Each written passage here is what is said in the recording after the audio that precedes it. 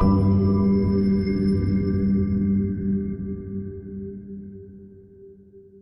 I want to name a couple things that I'm noticing here at this conference. For one thing, it's quite extraordinary, the mix of people that we have. I speak at a lot of conferences, but I rarely am present with people who are really in elite positions in what you might call the matrix. When people come to my events or my retreats, it's usually because they are, a former Obama administration official or a former hedge fund manager who's kind of left that world. But here we're having people from the World Bank, from the Federal Reserve, Larry Summers was here, my goodness. That world and a world of tea ceremonies and yoga and myth-making, Rianne Eisler, Sherry Mitchell, people speaking about indigenous knowledge, all in the same conference together.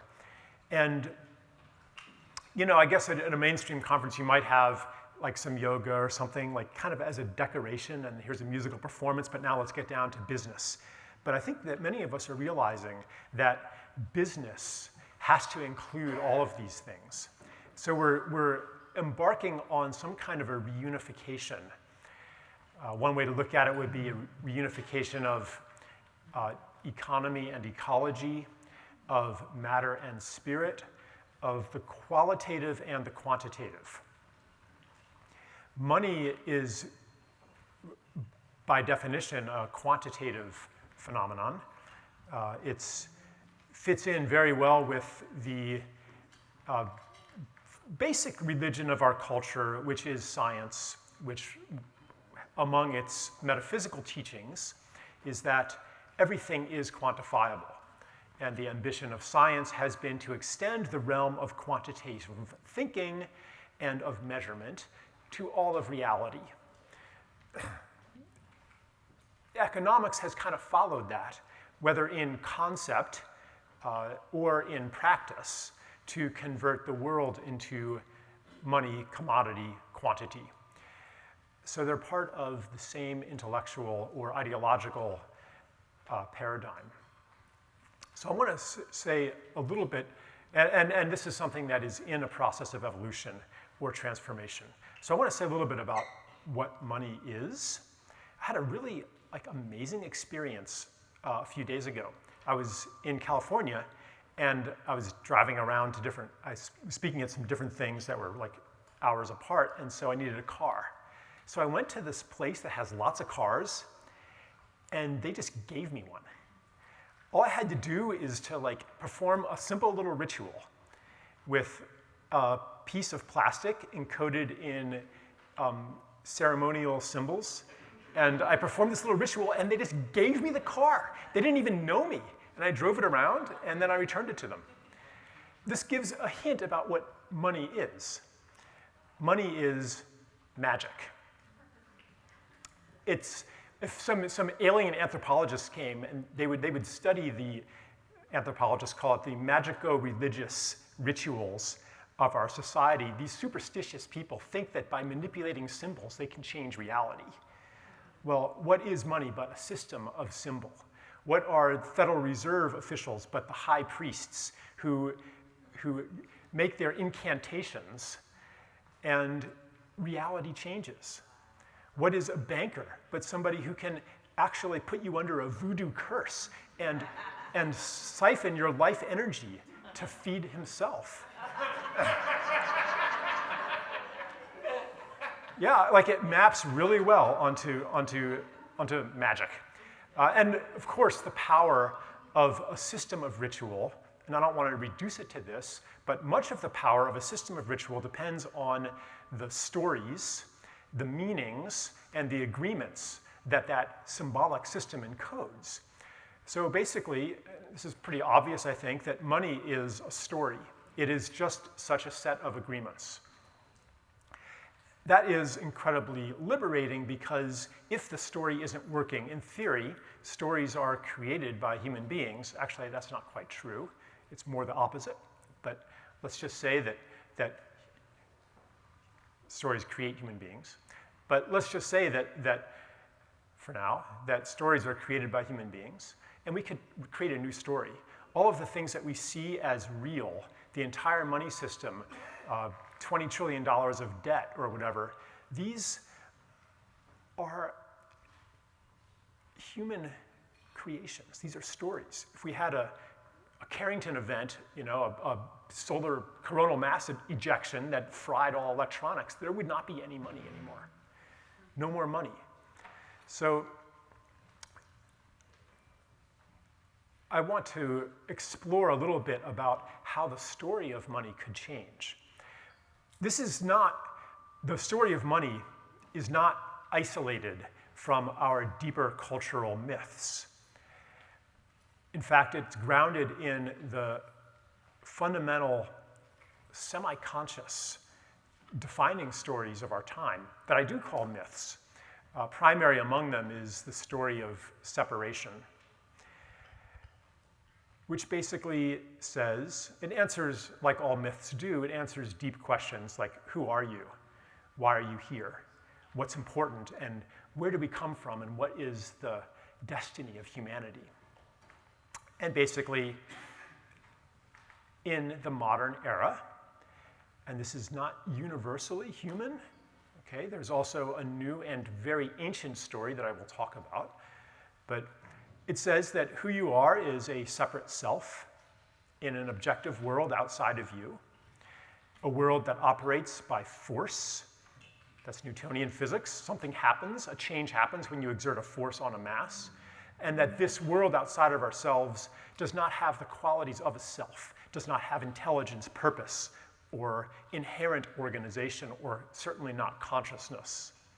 Therefore, marooned in this alien world of generic particles and mathematical forces competing other separate selves and the arbitrary forces of nature, human improvement, human progress becomes a matter of insulating ourselves from these outside forces, of mastering them, and of imposing intelligence onto a world that has none.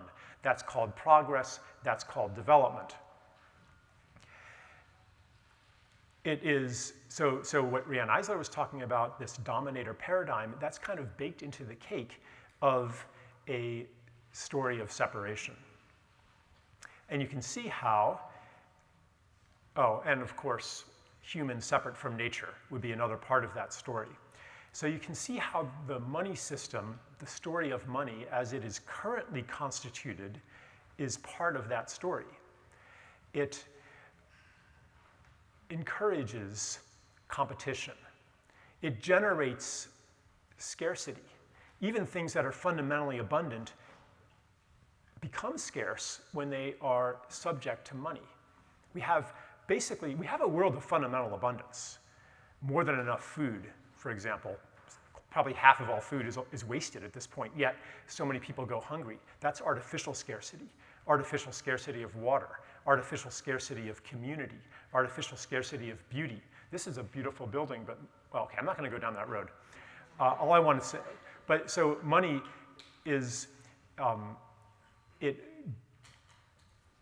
sits comfortably in a story of separation and also the story of growth, the story that says that human destiny is to become the lords and masters of nature, that our well-being, that our progress comes through making more and more of the world ours,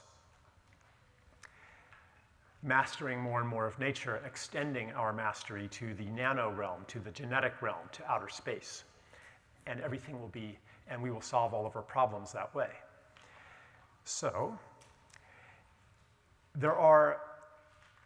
I want to go into a little bit of the dynamics of money, that it's not just a philosophical alignment, but the design, the structure of the agreements that we call money inevitably produce competition, scarcity, and growth. And this has long been considered a good thing, especially the growth part. Because growth, what does growth mean in economics? Growth means the rise in the number of goods and services that are exchanged for money. And the ideology of economics says it must be, and that's why they're called goods, because you're willing to pay for them. That means you want them. That means that more and more human wants and needs are being met as the economy grows. Now, there's actually a lot more to the story than that, which I will go into. There's a shadow side of this. But for right now, let me just start with what is it about the money system that generates competition and growth. And then, like, we so immersed in the story, we back project it onto history, and we think that, as spiral dynamics says, that primitive existence is this free-for-all, cutthroat melee of each against all. Actually, it was nothing like that. And even in nature, competition is just one small piece of the operation of nature, which is much more, especially evolution, happens much more through symbiosis and cooperation. All right. The best way to explain, and this is a bit oversimplified, and I know that there are some very sophisticated economists in this audience, so please listen with a generous ear and imagine that the simplifications are something that I'm aware of. But imagine that we decided to play a game of musical chairs here. We set up all the chairs, and there's, I don't know, 100 people here, and we set up 90 chairs. And the music starts, and we all dance around, and then the music stops, and we all go for a chair. And to make it interesting, because, if it's just a game, it's not interesting, but to make it interesting, if you don't get a chair, you lose your house, and your kids go hungry, and you don't get medical care, all right? And so let's set that up, and the music stops, and unless somebody is really self-sacrificing and altruistic, we're gonna be elbowing each other and pushing and rushing for the chairs, and who's gonna get the chairs? It's gonna be the most aggressive, the biggest, the most dominant people, and the others aren't gonna get any chairs. And I imagine sitting back watching this game, there's a politician, an economist, a biologist, and a priest. And the economist says, look at that. Human nature. Everyone's seeking to maximize their rational self-interest. And the biologist says, yup, it's reproductive self-interest that they're seeking to maximize here. And the politician says, good thing they have us around to protect them from each other. And the priest says, I'm going to go in there and try to convince them to be nicer to each other, because that's the way of the world. And so we need otherworldly values. But is that really human nature? Or is that a product of the rules of the game? What would happen if you had 100 people and 100 chairs? And maybe every chair is different. So there still might need to be some trading. I have long legs, you have short legs. I'm thin, you're fat. I like soft cushions, you like hard cushions. And so there still might be some trading, but there's not fundamental competition built into the system. So the money system works very similarly to a game of musical chairs, simply because money is created as interest-bearing debt. That means that there's always more debt than there is money. If I'm, say, the bank, and say I'm the only bank, and I lend everybody $10,000, or, well, let's make ourselves rich, $1 million, and you have to pay me back, to make math easy, let's say it's 7% interest for 10 years. In 10 years, you each have to pay me back $2 million. And this is where all the money comes from. And so here, I'm skipping over a lot of things. There's the base money created by the central banks. There's money people actually use created by commercial banks and so on and so forth. But simplifying here, everybody owes me $2 million. How are you going to make that money? You have to make it from each other. You're in competition with each other for never enough. Half of you are going to have to go bankrupt. Some of you might get rich because you're going to make all kinds of things that the others need. But the ground rules are competition. And half of you have to go bankrupt in 10 years, except for one thing. In 10 years, actually, you don't go bankrupt because by that time, I'm continuing to lend even more money into existence. So I've lent enough into existence for most of you to be able to pay me back. In order to do that, I don't just lend it to anybody. I only lend it if I think you're going to pay me back. If you're good at creating goods and services, if you can find something to sell, some trees to cut down to make houses. And so here we get to the systemic necessity for growth, because if you don't have a good business plan, if you cannot tell me how you're going to make even more money than I'm lending you, I'm not going to lend you the money. Lending then dries up, and defaults, bankruptcies mount. You have unemployment, deflation, a classic crisis of capital. That's a vicious circle. And I won't get into that too much, but I think that I think most people would agree that our economic system only works in the presence of growth. Without economic growth, without investment opportunities that are going to make more money back, then there isn't going to be investment, there isn't going to be lending, and money isn't going to circulate in the economy. So there is a systemic pressure to find some way to maintain economic growth, which is, as I said before, the growth in goods and services exchanged for money. So to touch on what Riane Eisler was saying, caring for children, that is not a good and service that is exchanged for money. You cannot lend based on that. Communities taking care of each other, that's not a good and service exchange for money. Forests growing, biodiversity, that's not a good and service either. So what you have in a developed country is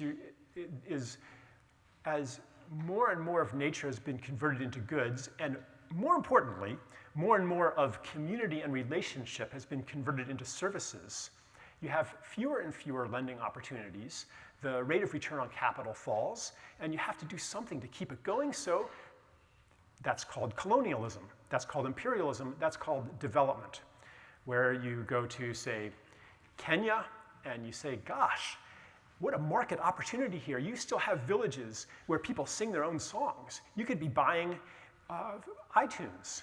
You still know how to build your own houses. We can institute property rights, and soon you'll be buying insurance. You know how to subsist from the land. Well, let's convince you that that is degrading, and that your lives will be so much better if you embark on the ascent of humanity and live in air-conditioned houses. So this is very much this is an ideology of progress and development that Larry Summers articulated in a very clear and forthright manner. This triumphalism, things are getting better and better and better. Look at this, literacy higher and higher. One of the other ladies other night, 75% of the world was in absolute poverty in 1940, making less than $1 a day. But if you live in a traditional village or a hunter-gatherer society, you don't need to make more than $1 a day. Life isn't monetized. All of your needs are met by yourself, by your extended family, by your community. You know how to grow your own food, you know how to sing your own songs, you know how to do your own healing. And the deeper psychological needs of belonging, of identity, those are met through intimate relationships to community and to nature. When those ties are broken, the result is an endless hunger that takes the form of greed and addiction and presents to us the shadow side of economic growth. I don't know how many of you have traveled to parts of the world that are less developed and discovered, wow, people are a lot happier here. While in our country, suicide, depression, anxiety, addiction, opioid addiction, meth addiction, All of these are at record levels. And the promise of technological utopia is faltering. Even life expectancy is starting to go down. And therefore, this triumphalist prescription of development that says to the rest of the world, be like us, is losing its legitimacy, even within the people who champion it the most loudly. There's a secret doubt gnawing at us, begging for a transition somehow. And as we feel helpless to make that transition, sometimes there's even like a secret death wish. Like I'm still, looking forward to Y2K with a mixture of dread and anticipation. It's like, yeah, bring it all down. Is anyone else worried about Y2K still? but then it becomes something else. Peak oil is going to come and save us, or climate change is going to come and save us, and make us do the things that we've always wanted us to do. So, yeah, we're facing, a lot of the financial crisis and this lingering economic crisis that won't go away, that makes central banks unable to go back to normal, to raise interest rates again, that's because of, on the deepest level, it's a crisis in growth. It's that there is no longer, economic growth rates have slowed all around the world for the last 50 years on a global level and in each country, going through this trajectory toward closer and closer to a steady state economy. And the financial system doesn't work that way. So this is the underlying crisis that faces us with a choice. Either change the system into one that works without growth, or continue trying to squeeze more growth out of this planet to find something that you can still convert into money. If you want to make money, this is the classic business prescription. This is the business plan that's worked for thousands of years. Find something that people do for themselves, take it away, and sell it back to them. Find some piece of nature, make it into a product, and sell it. But there's not that much left. We are reaching ecological and social and spiritual limits to growth. Growth means the quantification of life.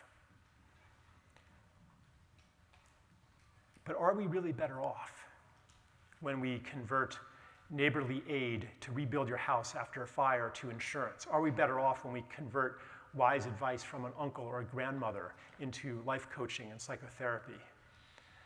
Are we better off when we convert childhood adventures outdoor in the imaginative kingdom of childhood with video games?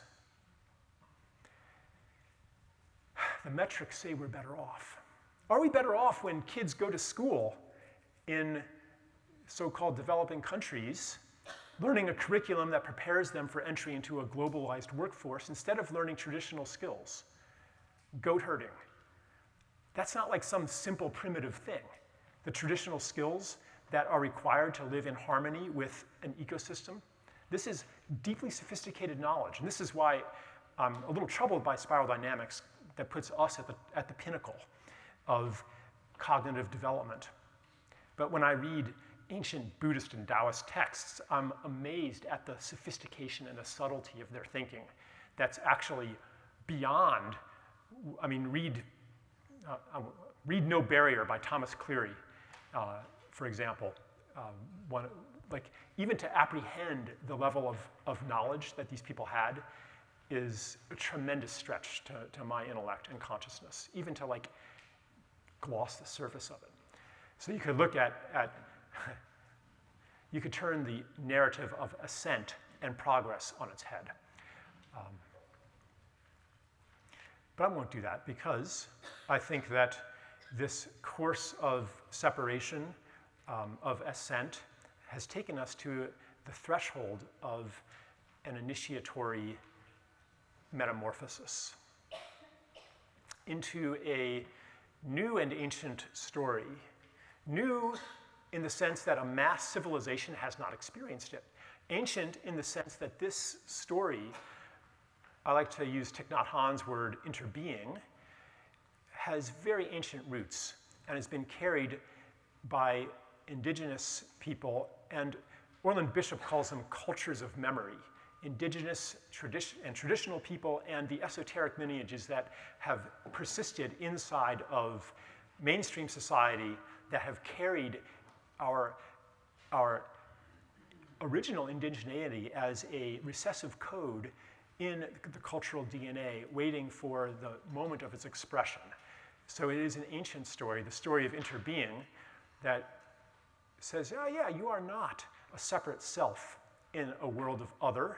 You are interconnected, interdependent, interexistent. Anything that happens in the world is happening to yourself in some way. Every species that goes extinct corresponds to something dying inside of you. Any oppressed people on the earth corresponds to some kind of inner oppression. A prison industrial complex means that a part of everybody is imprisoned, and it's inescapable. And foreign violence is going to creep back under the fortress walls. In these days, the literal walls. It creeps back in under the walls, and it comes out as domestic violence. And we're all in this together. And the world outside of ourselves has an intelligence inherent in it, an immanent consciousness. And our role then is no longer to make it all ours, but to participate in a larger unfolding. That is not irrelevant to human beings. Human beings are not superfluous in this unfolding. But our first task is to listen and to ask, how do we participate in something larger than ourselves? How do we serve the collective of life on Earth? That is an adult question. This initiation is an initiation from the childhood of civilization through adolescence into the adulthood. The child properly is in a position of receiving from the mother or the father, my own children. I don't want them to hold back because they're afraid I can't give enough. I want them to fully receive. And that's what love is for the child. It's mostly a matter of receiving. But then you grow up, you discover a new kind of love, which is about partnership, which is about giving and receiving, which is about co-creation. So I've written a book recently on climate change. I elaborate what I call the living Earth paradigm. And basically, and some of it is a bit controversial. The basic principle is that life creates the conditions for life. That a lot of what we blame on greenhouse gases is actually caused by ecocide, in particular the destruction of forests and soil. But really the destruction of all of Gaia's organs. The whales, the corals, the seagrass meadows, the wetlands. These are organs of a living being. And that means that if we continue to destroy them, even if we cut emissions to zero, even if we cover the Earth in solar panels and install carbon-sucking machines in every city and bleach the sky white with sulfur aerosols to reflect sunlight, and turn the landmass into biofuels, Earth will still die a death of a million cuts. I'm not going to elaborate the evidence for that now. But I will say that this transition, and you can maybe feel this, this is not a matter of being a little more clever, finding a different fuel source to maintain and continue the extraction and the domination and the paving over of Earth. But it is an invitation into a different relationship. No longer the dominator relationship. Now I want to bridge this back to money, because that's what Bretton Woods was about,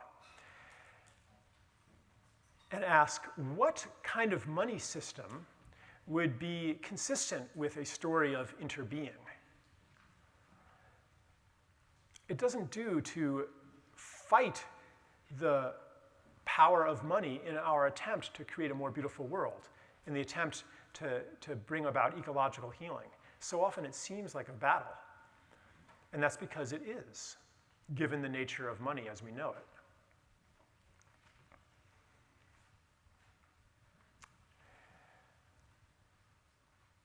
But as I said, money is a story. And what new story of money could we tell? Now, even though I disagreed with pretty much everything Larry Summers said, I also feel like he is an elder who's lived a long time, and there's always something. Anytime you write somebody off, that's part of the dominator paradigm too. And one thing that I took that I really liked was the metaphor of the blank page. It's easy to create something new, but if the page is already heavily written, you can't really make that much of it. You can maybe just, adjust some words and things. You can't do that much with it.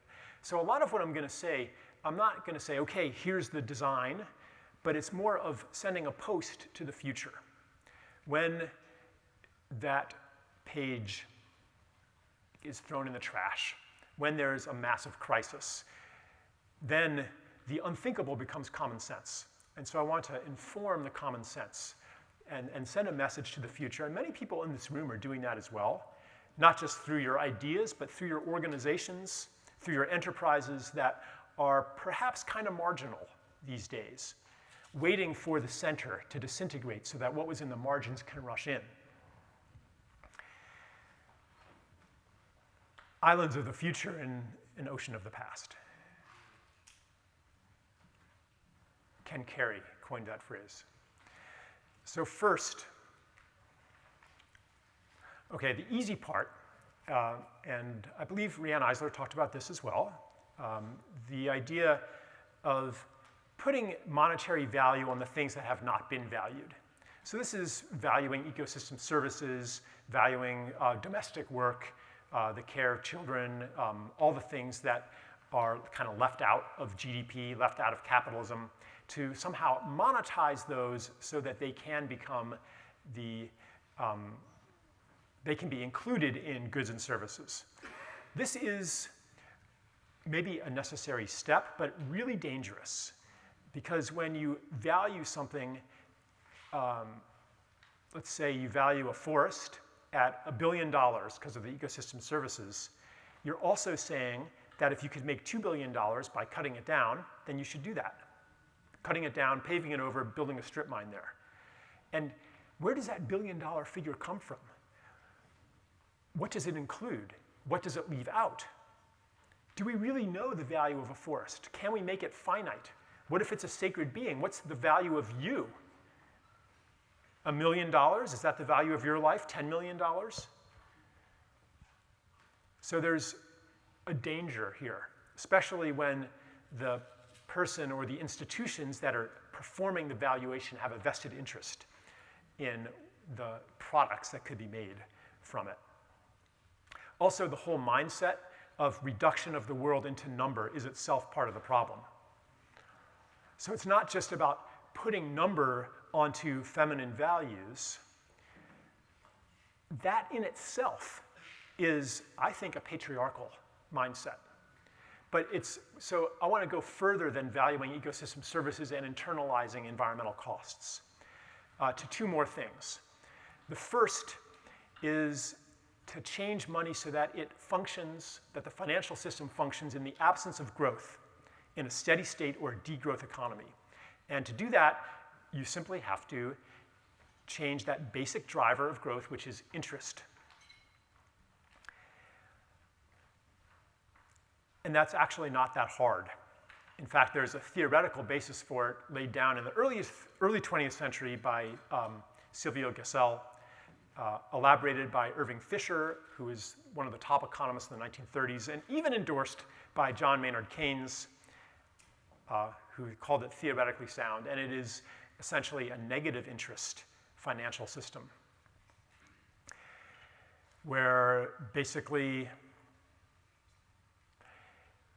where money decays, where money is no longer the exception to the law of ecology, that all things decay and return to their source. I'll be quick with it.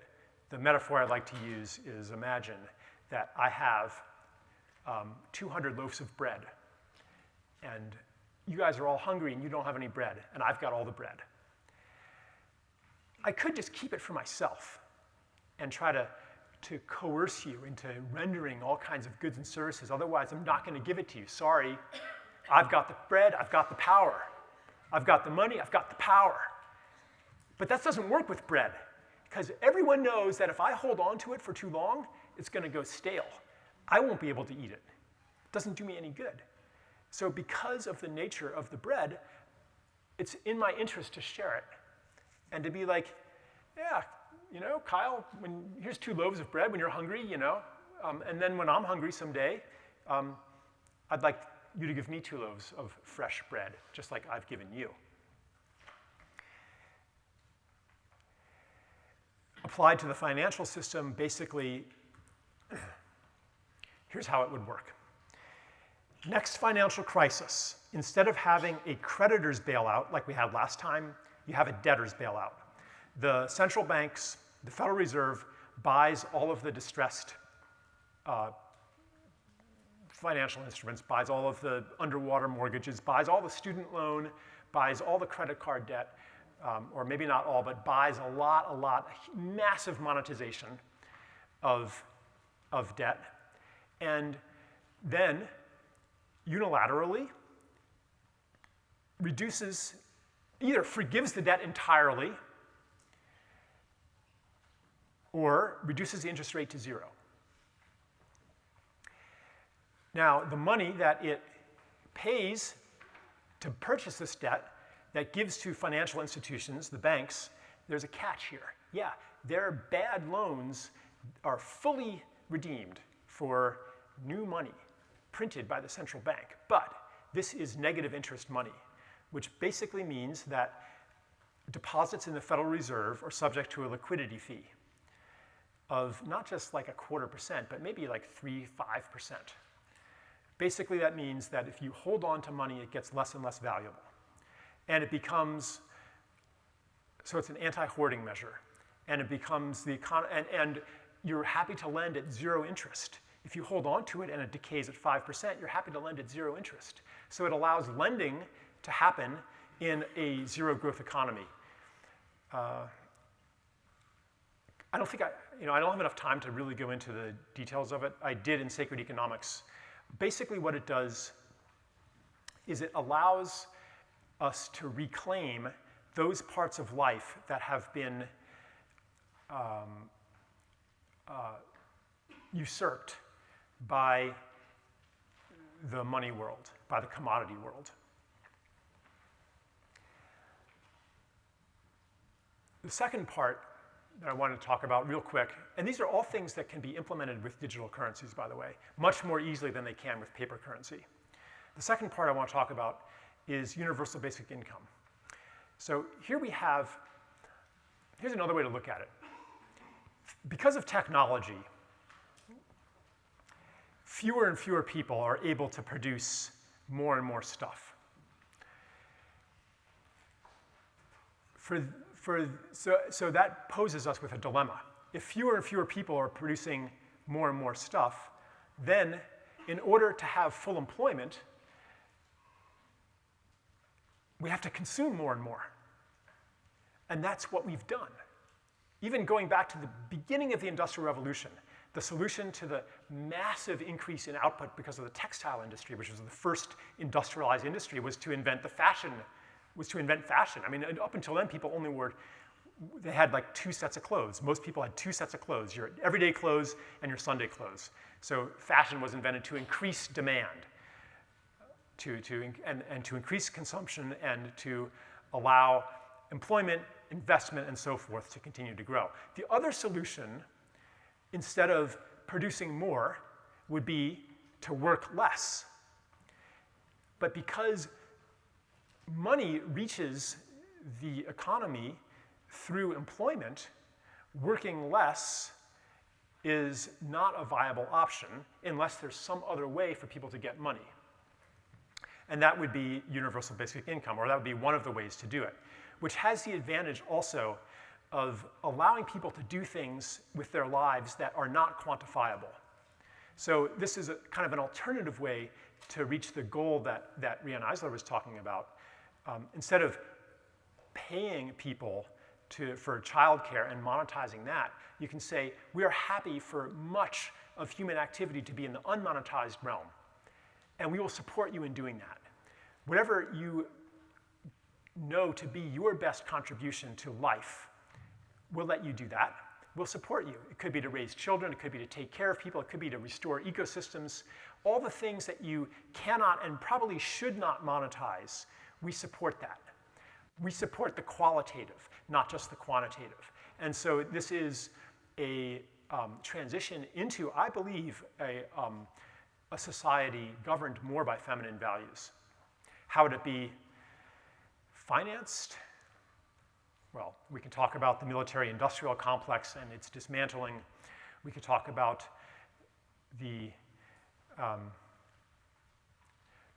money that comes from, I mean, really probably what should happen is this massive monetization of debt, increase in the money supply, all at a 5% negative interest rate. Where does that money go?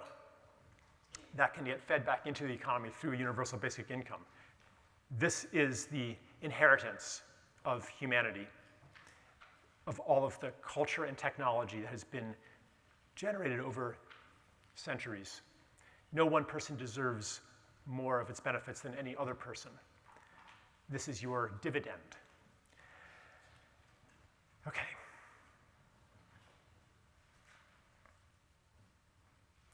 So I'd like to end with a little story. Coming from the understanding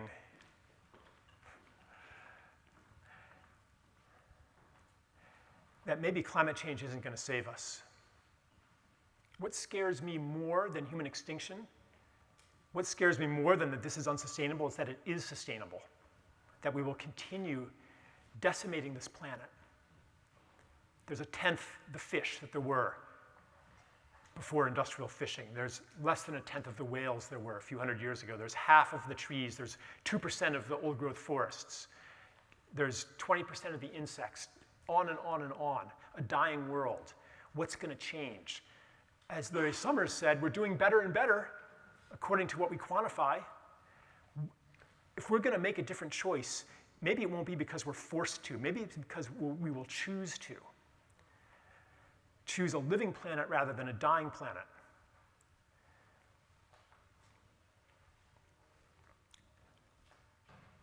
Because the planet is dying. So I had this conversation, and here's the story.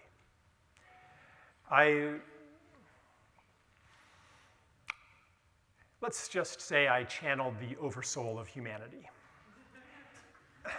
I wish I had a more palatable way of putting it, but here I am in conversation with Earth, and she says, I am Gaia and I am dying, and it's already too late. But there's another spirit waiting to inhabit Earth after this extinction. It's happened before. Reincarnation happens in this planetary body, and there's another spirit waiting to come. Your relationship with this spirit, this is no longer Mother Earth. This is Lover Earth. You will not just take. You will give and receive equally. You will co-create. And she very much wants to come and join you and to bring life back into this planet. But for that to happen, first, there must be a courtship. You must demonstrate your fitness for this partnership. How do you do that? It's, of course, through gifts. Anything that you do, anything that you put out into the world that is in service to life. Because remember, life creates the conditions for life. Anything in service to life is part of the courtship ritual that says to this spirit, yes, I am a worthy lover. And so this means anything from regenerative agriculture to the regeneration of the social body.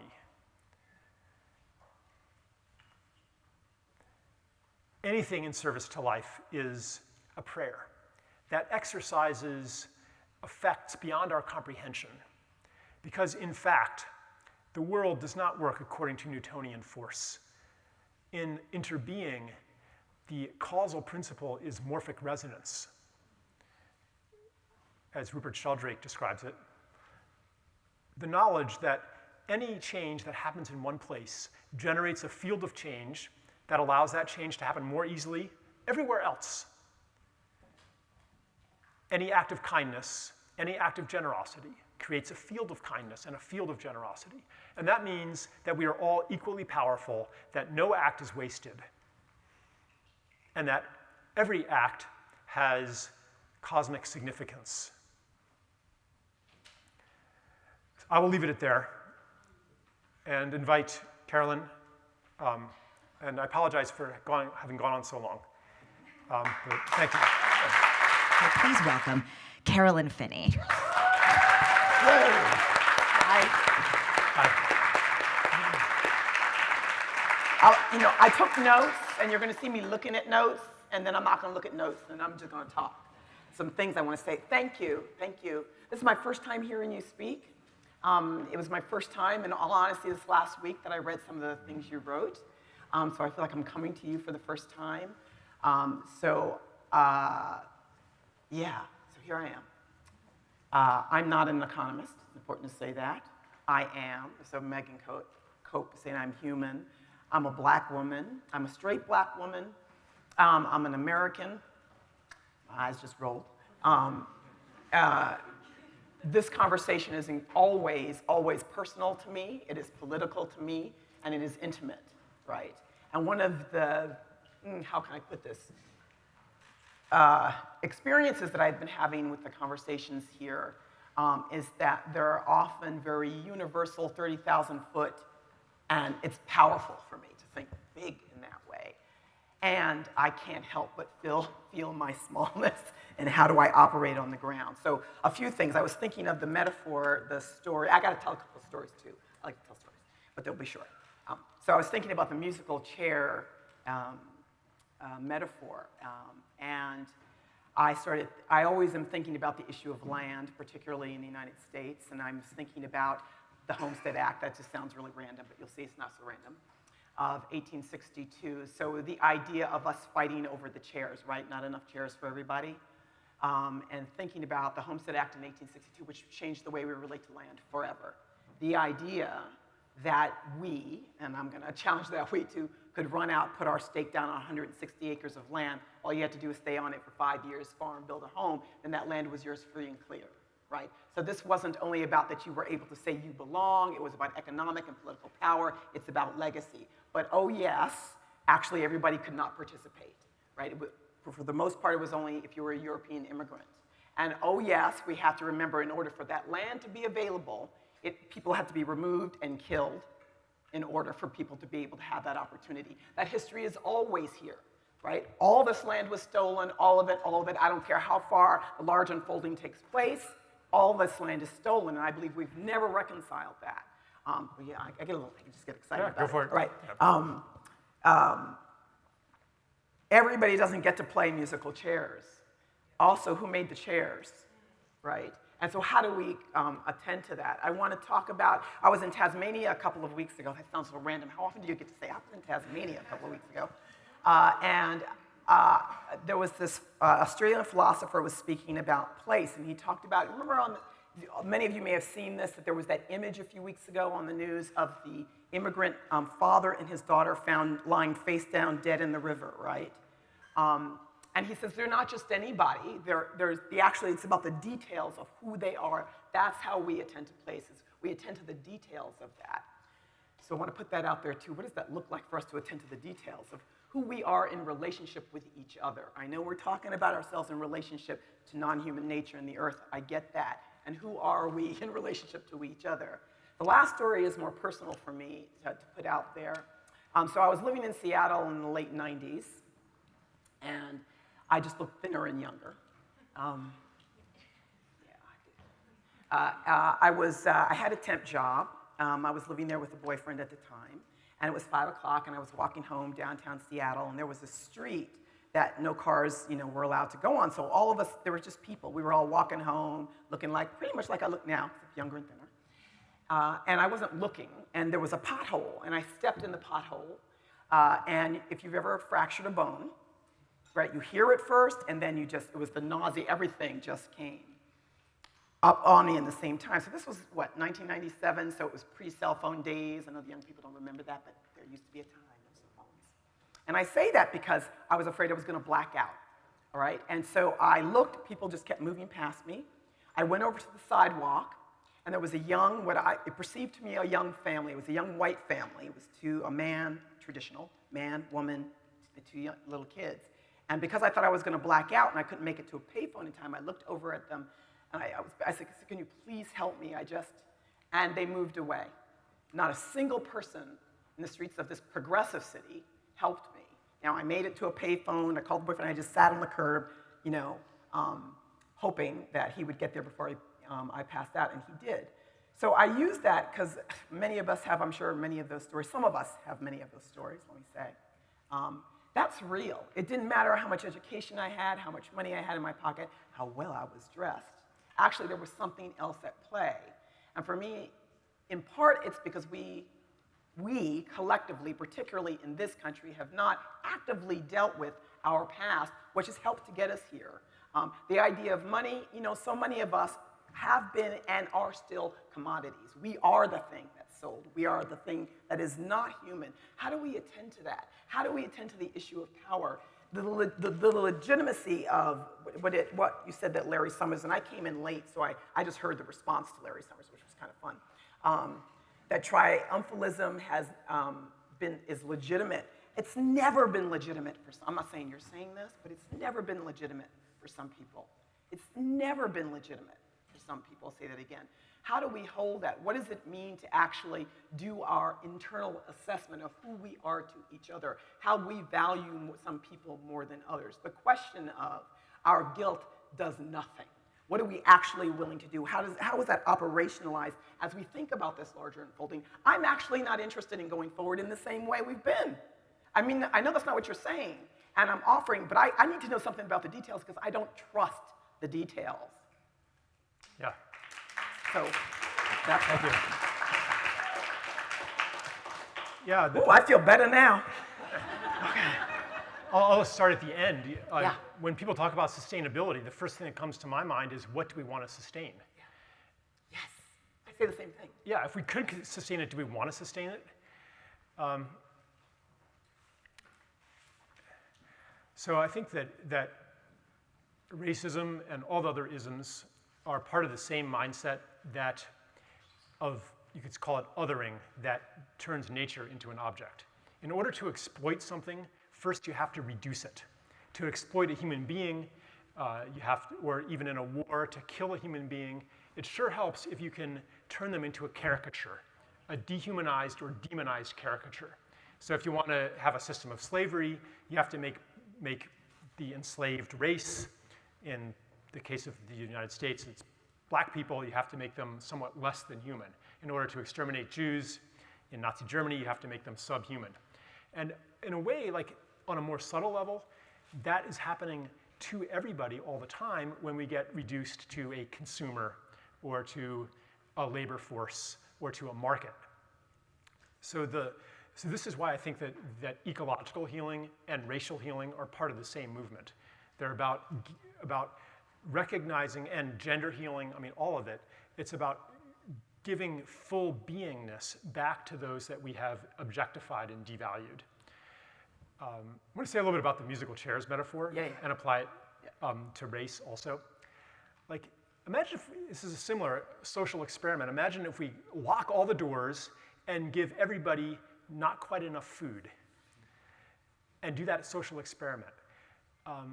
That's going to create conditions, it's going to create a large pressure, at least, for us versus them relationships. So like, or the musical chairs, say we have 100 people, 90 chairs.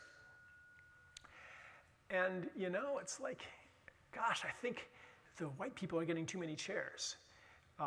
Maybe although there's, I don't know, maybe 80% of us are white people here. So imagine that part of the circle where the white people are, that's only missing a few chairs.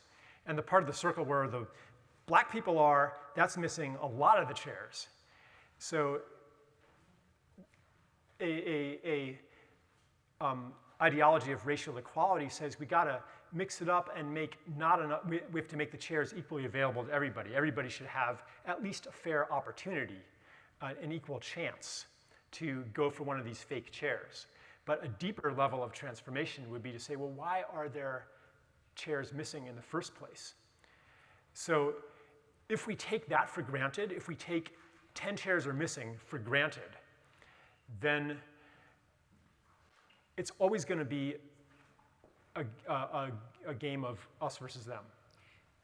Or it intensifies those. So can I offer also, I was thinking about what I heard you say around the margin to center. For me, the margin to center is a really limiting model because the center, for me, what's innovative and different often happens on the edge. Mm-hmm. So, you know, and I'm thinking about the musical chair metaphor. Why do we even need chairs? Is it possible that there are, you know, some of the conversation I'm hearing in the past day or two is that how I'm interpreting it is that there's different ways of knowing and being in the room that we may not know how to tap into, but it's there. And how do we allow space for that to happen? The possibility that we may not need the chairs. What if we didn't? So it wasn't about, we got to get 10 more for you, you know, or 10 more for whoever so we can fit everybody in. Because maybe the circle that we're sitting in is not the best circle for us to be sitting in the first place. How do we make conversation for that? That's, I guess, does that make sense? I'm not sure what the metaphor of chairs is like anymore. Well, yeah. I guess what I'm,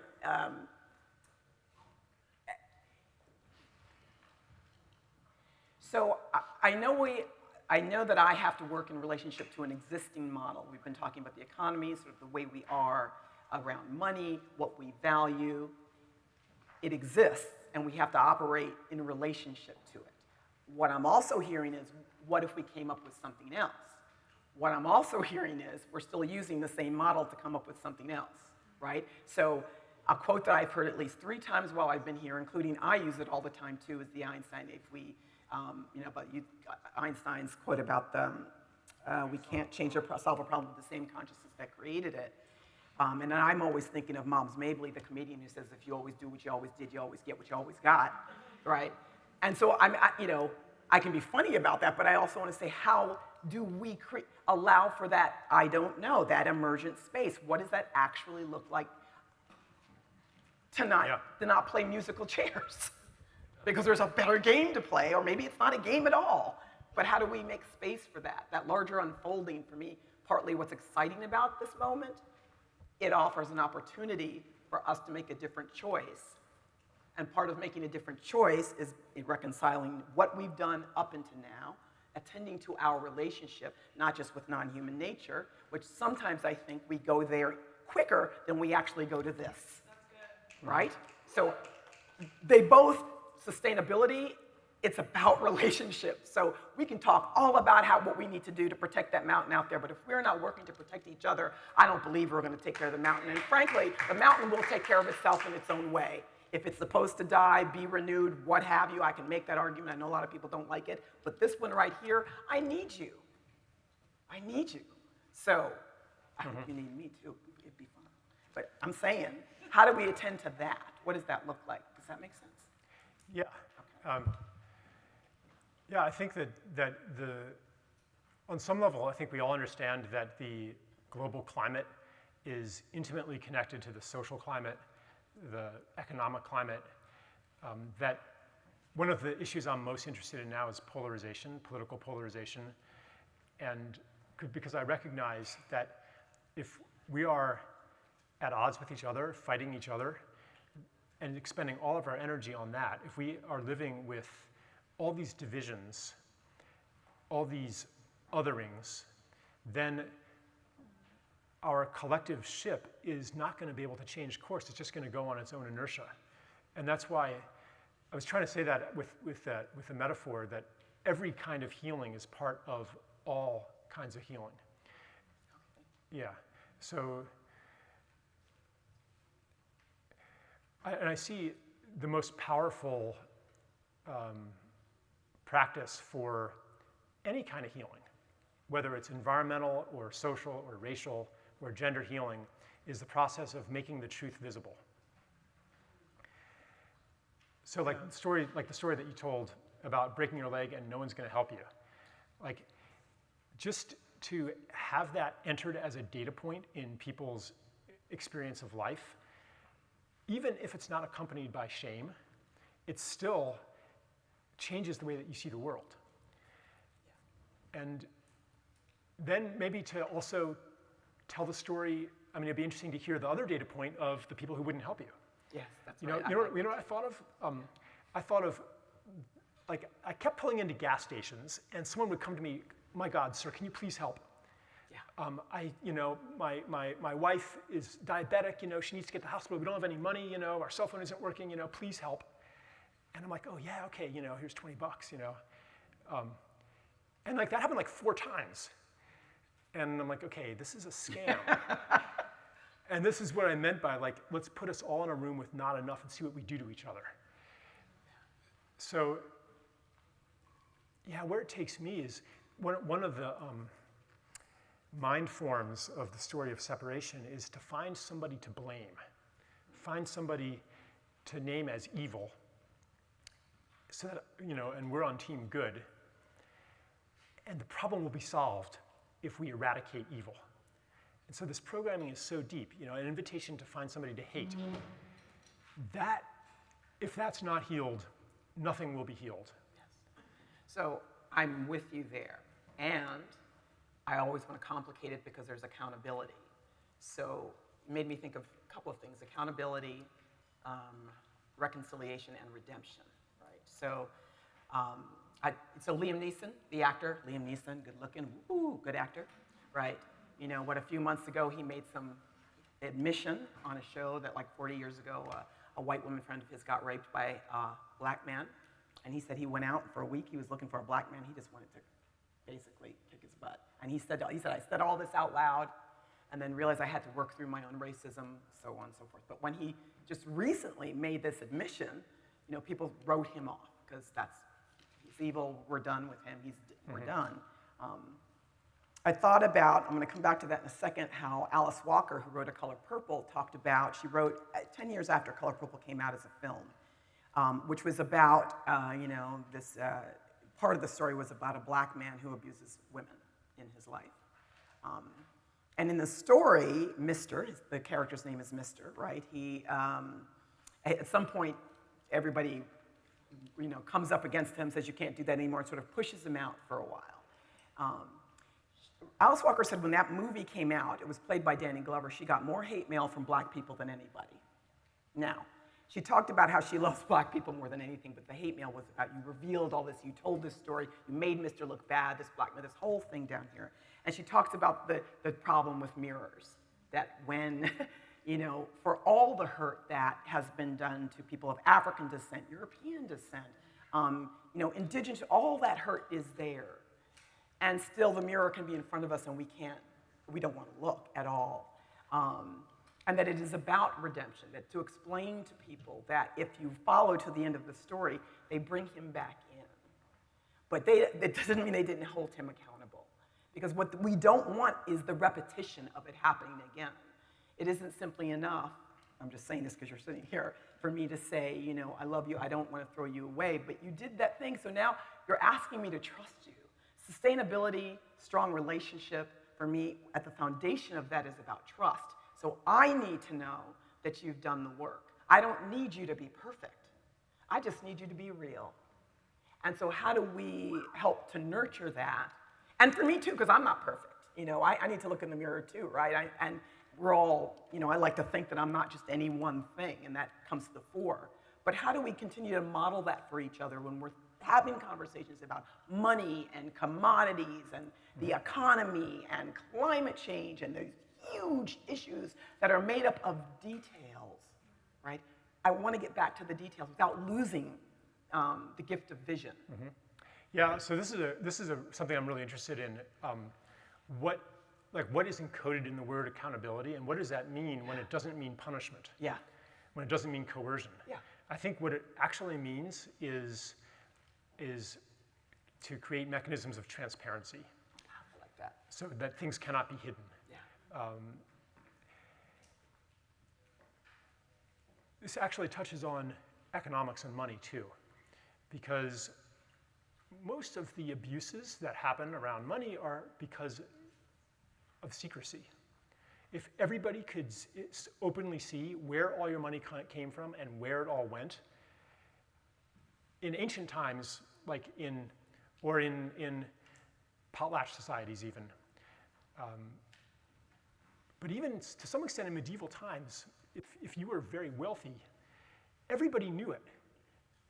And you couldn't escape the duties incumbent upon being wealthy or being powerful. And in fact, well, this actually is getting a little off your topic, but yeah, I wanted to offer because account, like where did that come from? Keeping account. Originally, it was a community function where it was recognized who had given what and who had received what. So it originated in, it wasn't like some bookkeeping thing that you keep private. In fact, money itself arose as accounting prior to coinage. So like to extend the metaphor of accountability, basically it means that maybe you don't trust me right now with good reason. So what would make you trust me is if my actions are witnessed and visible by a community that feeds back to you. And if I am willing to allow myself to be seen, yes, fully. Then trust isn't just a matter of you and me, it's held by a larger group. That was good. I like that. Thank you, Charles. Yeah. Good.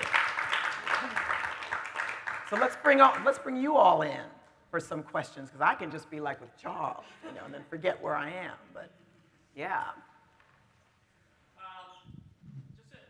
Just an observation. So often when we're thinking about money or replacements to money, it can be tempting to get fixated on this needing to be universally interoperable, right? That one of the useful functions of money is I can get a haircut and then later take it to this very different context of a food co-op or, somewhere else. And it works there too. And there are many types of relationships, many contexts of relationship, and many different forms of information that are appropriate, not all of them numerical, right? Some of the stuff that you were bringing up in your earlier talk made some of this possibility visible, that we're able to do this kind of accounting in forms that are appropriate to those relationships. And I believe that it's possible for us to do those. They don't have to be universal. That doesn't have to be one size fits all. We don't have to have the single signal that is communicable across all of these things. Though participants can choose to share something that was maybe said about them in one context, or a way in which they've been recognized for contribution in one context, into a different one. And if for them it's useful, then that flows back around as well. Yeah. Have you seen or witnessed anybody working in that domain? Do you have any pointers towards things that touch on this bridging of relationship? Well, yeah, I think this is a really a good thing to think about. The whole problem with money, actually, at least according to David Graeber, who offers a pretty convincing account of it, is that originally money was used as a way to facilitate sacred relationships. it wasn't used for commerce. It was used for marriage, or if you maybe killed somebody, you'd take these sacred things and you'd give them to the family. It was not used for trading things. But when those two systems, like other things were used for well, it wasn't even barter. It was a gift economy. But when large mass civilizations emerged and commodity money began to be used, et cetera, and people keeping track of it, eventually these two things merged. And so these sacred relationships entered into the realm of property. And that's how you got patriarchy, the ownership and objectification of women, as well as slavery. So the idea of separating realms of human interaction and saying, yes, some stuff should be off limits to money completely, and some stuff maybe should be off limits to certain kinds of money. Maybe you need one kind of money that facilitates a global coordination of labor for things that require that. And other things should be way more local, and maybe should use a different kind of money, or maybe shouldn't use money at all. So, I can't say that there are models for this. I mean, sovereign currencies are to some extent possibly a model for it. Local currencies I can't say, okay, here's the one that's working. I mean, I can definitely say that people are experimenting with these things. They're on the margins.